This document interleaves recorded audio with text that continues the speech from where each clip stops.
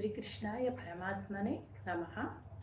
ఇప్పుడు భగవద్గీతలో 2వ అధ్యాయంలో 11వ శ్లోకం, శ్రీకృష్ణామృతంలో 2వ శ్లోకం. అశోచ్యానన్వశోచస్త్వం ప్రజ్ఞావాదాంశ భాషసే గతాసు నగతాసూంశ్చ నానుశోచంతి పండితాః.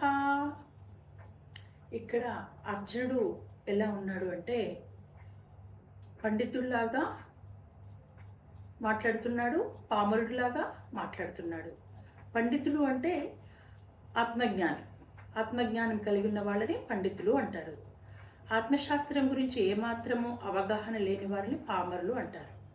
అయితే ఇక్కడ అర్జునుడు ఏంటి, 2 రకాలుగా వ్యవహరిస్తున్నాడు. ఏమంటున్నాడంటే భిక్షాటనైనా చేసుకుని బ్రతుకుతాను, ఈ రక్తపాతం వద్దు, యుద్ధం వద్దు అని పండితుల్లాగా మాట్లాడుతున్నాడు. మళ్ళీ యుద్ధం జరిగితే యుద్ధంలో వీళ్ళందరూ చనిపోతారు, దుఃఖం వస్తుంది, బాధ కలుగుతుంది అని పామరుడిలాగా వ్యవహరిస్తున్నాడు. అంటే పండితుల్లాగా వ్యవహరిస్తున్నాడు, పామరుడిలాగా వ్యవహరిస్తున్నాడు. మన జీవితంలో కూడా మనము చాలా సందర్భాల్లో అలాగే ఉంటాము.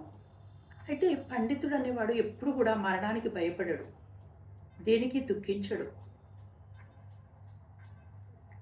అంటే ఇక్కడ అంటే చనిపోయిన వారి గురించి దుఃఖించవద్దు, జీవించి ఉన్న వారి గురించి దుఃఖించవద్దు, వాళ్ళని పండితులు అంటారన్నట్టు.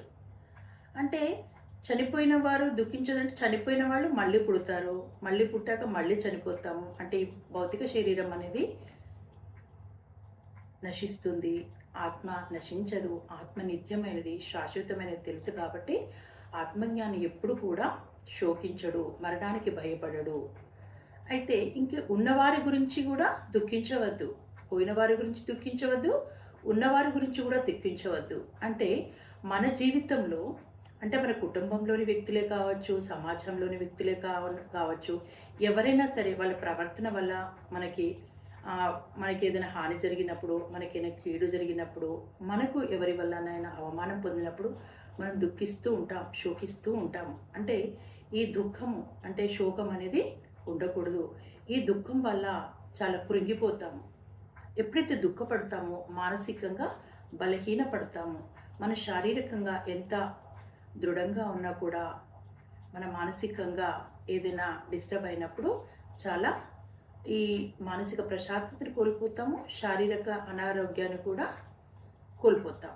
కాబట్టి ఎప్పుడు కూడా దేనికి కూడా దుఃఖించకూడదు. అందుకే పత్రిజీ సార్ చెప్తారు, ధ్యానం చేయి, నీ దుఃఖాన్ని పోగొట్టుకోమని చెప్తారు. అంటే ధ్యానం చేసి ఎప్పుడైతే ఆత్మజ్ఞానాన్ని పొందుతామో అప్పుడు మన జీవితంలో దుఃఖం అనేది ఉండదు.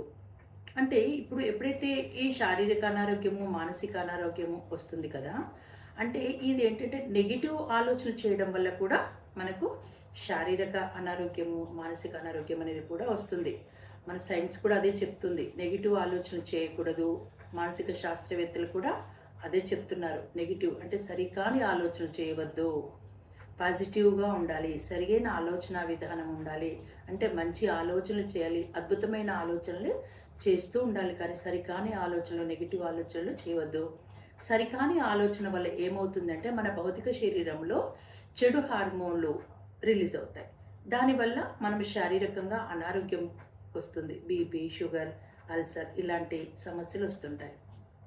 ఎప్పుడైతే మనము పాజిటివ్ ఆలోచన విధానంతో ఉంటామో, సరియైన ఆలోచన విధానంతో ఉంటామో, అద్భుతమైన ఆలోచన విధానంతో ఉంటామో అప్పుడు మనలో మంచి హార్మోన్స్ రిలీజ్ అవుతాయి. అప్పుడు మనం ఆరోగ్యంగా ఉంటాము, మానసికంగా కూడా ఆనందంగా ఉంటాము. అంటే ఈ శోకం అనేది ఎవరికీ తగదు.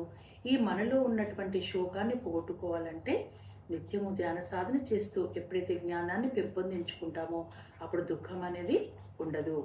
అంటే మనము ఈ శరీరాన్ని తీసుకొని రావడానికి ముందు ప్రారంధ కర్మలను తెచ్చుకుంటాము.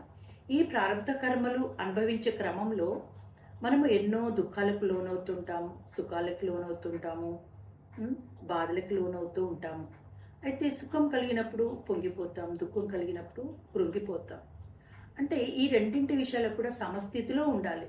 ఆ సమస్థితిలో ఎప్పుడైతే ఉంటామో, ద్వంద్వాలలో సమస్థితి అంటే కష్టం వచ్చినా, సుఖం వచ్చినా, నష్టం వచ్చినా, లాభం వచ్చినా, ఎవరైనా అవమానపరిచినా, ఎవరైనా ప్రశంసించినా ఒకేలాగా ఉండాలి. అంటే ద్వంద్వాల్లో సమస్థితిలో ఉన్నప్పుడు మనకు దుఃఖం అనేది ఉండదు.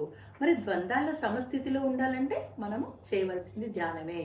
ధ్యానం చేసి ఎప్పుడైతే జ్ఞానాన్ని పొందుతామో అప్పుడు మనకి దుఃఖం అనేది ఉండదు అని ఈ శ్లోకం ద్వారా తెలుసుకోవడము జరిగింది. ఓకే అండి.